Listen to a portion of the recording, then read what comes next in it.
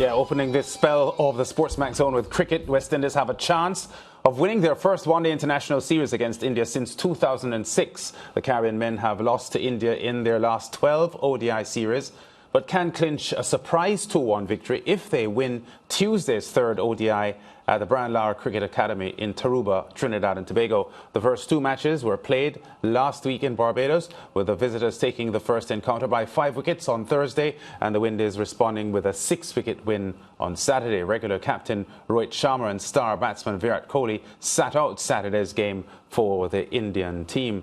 The Windies batsman Shimron Hetmyer, who has scored 11 and 9 in the 2 matches so far, spoke to the media ahead of Tuesday's match. It's a blessing and a curse that we're pretty relaxed as well whenever we're playing. I think that's something that that times coaches, people, some friends and stuff, they try to move that out from us. But I think that's something that is embedded in us as Caribbean people and Caribbean guys. It's for us to try to move away from, well, not move away really, but try to probably just zone in a little bit more, so that we would probably put in more and more back-to-back performances. Okay, so let's welcome Fazir Mohabin now to preview the match. And let me start, Faz, with Shimron Hetmyer, who hasn't really shone so far in this series. Hasn't played a lot of cricket since the IPL ended, so maybe he isn't as much sharp as he needs to be. Your thoughts on what he may do in this series decider?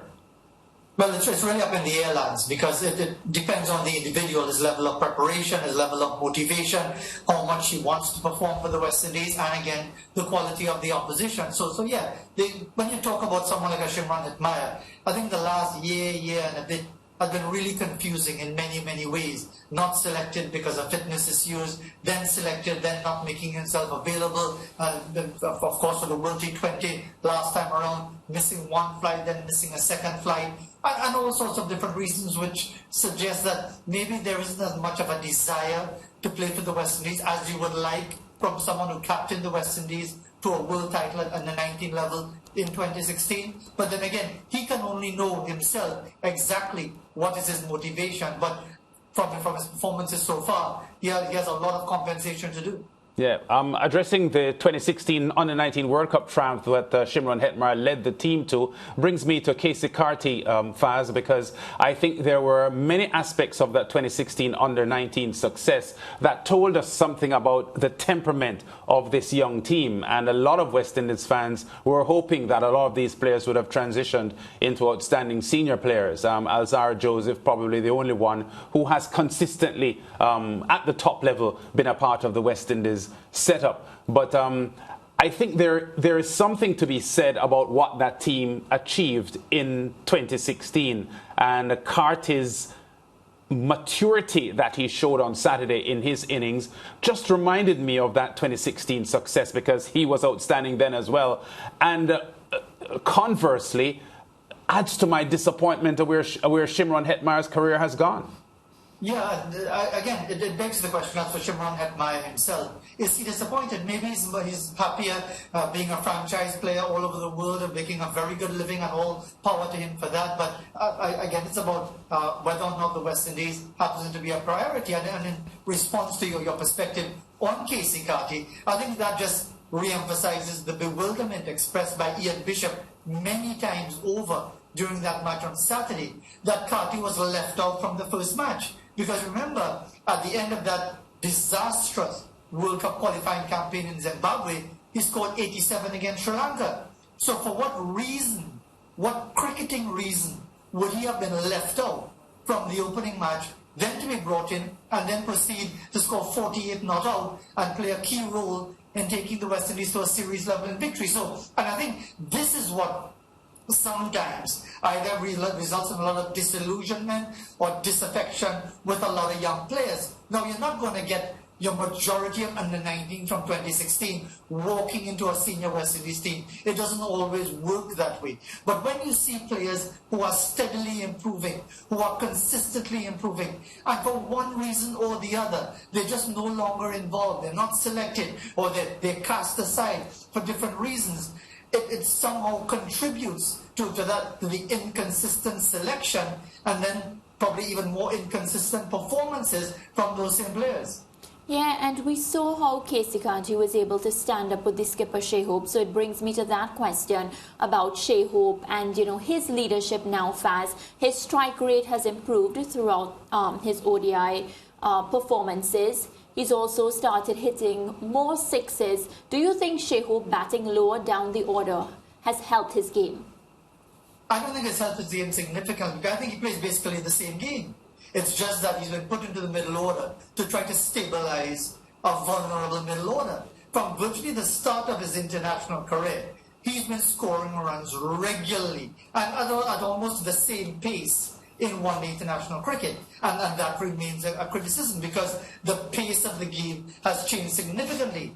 But when you have a situation like Saturday, where the target is 182 and it's 91 for 4 when Casey Carty joins you, that's tailor-made for his style of play because he's compact, he can score, he's not the most frenetic scorer, but he did exactly what was required. You ask about his leadership. Last Thursday, I was very condemnatory. I said I would give him a 4 or maybe even a 5 in his leadership.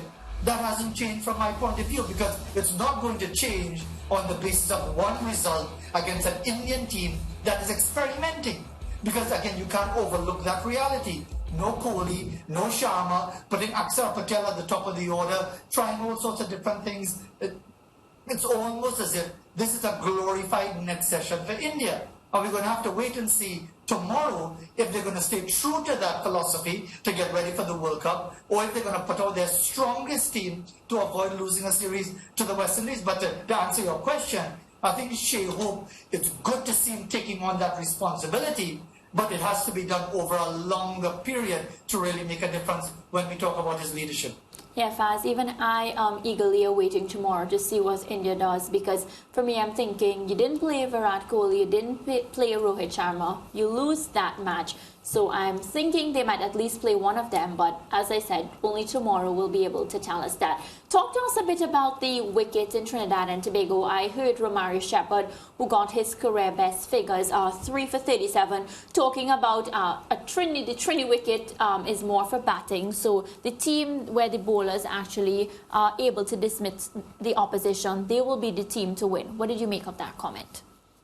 Well, that would probably be in a normal situation. Right now, we are in the rainy season, and there's been lots of rain over the last few days. In fact, since that washout of the test match, the rain has been quite regular in much of Trinidad and Tobago, and of course the Brian Lara Stadium in the Southland, in Tarouba. There's been quite a bit of rain there as well, which could affect the preparation of the pitch, which might present a sort of Kensington Oval type surface with a bit of juice, with a bit of spice in it for the faster bowlers, a bit of grip for the slow bowlers, and that is going to be a challenge batting-wise. So it may not be the easy scoring track that you would usually expect for a one-day international. But then again, you want to see players tested. You want to see players not just having things their own way from the batting side of things, where they can just simply walk on the front foot and drive through the line or trust the bounce very, very easily, because it makes it just that much easier for the batting side. You want to see them challenge still,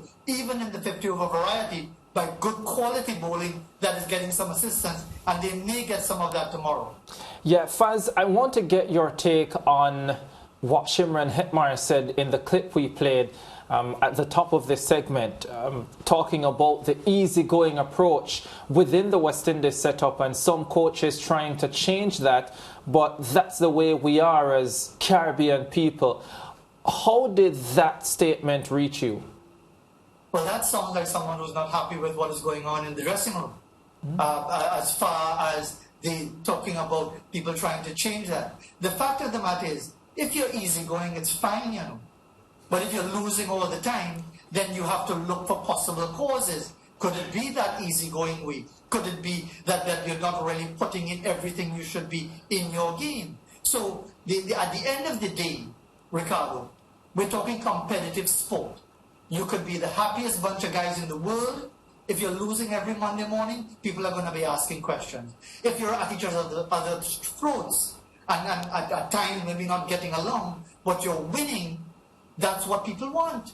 People want a winning team. People gravitate towards a winning team. And therefore, making references to being easygoing and so on is fine.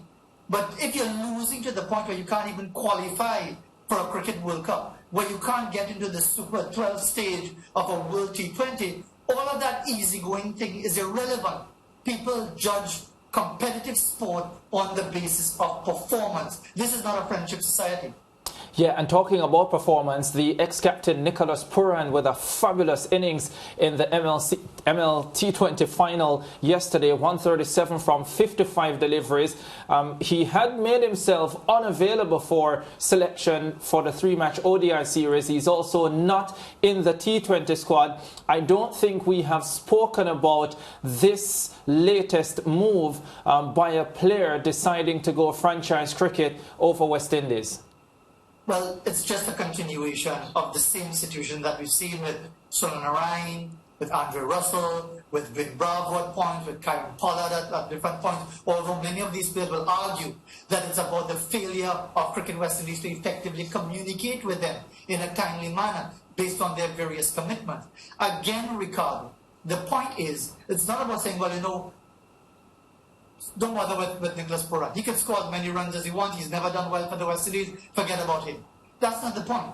The point is that we should have people on both sides who are mature enough and are willing enough to have that discussion about where do we go forward as West Indies cricket. Not to the detriment of your personal aspirations and your franchise aspirations and your financial wherewithal, but at some point it has to be identified that the only reason you are who you are, as far as being identified in the first place, is because, as in the case of Pooran, Trinidad and Tobago Cricket, Trinidad and Tobago Cricket Board, the club that he came from, and then coming into a West Indies setup that created that greater level of awareness at under 19 level and so on. So there still has something to be said for the bedrock of the game in the region. The problem is that our administrators at regional level, at territorial level, have been abysmal when it comes to a mature conversation with players. If the players are greedy and selfish, so be it.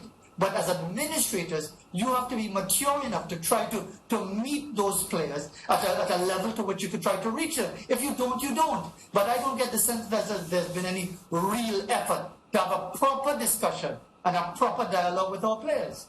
Yeah, very much, Faz. Thanks very much. You're staying with us, Faz, because we're discussing Ashes cricket after the break. Stuart Broad bowling out in fairy tale style. We'll be back.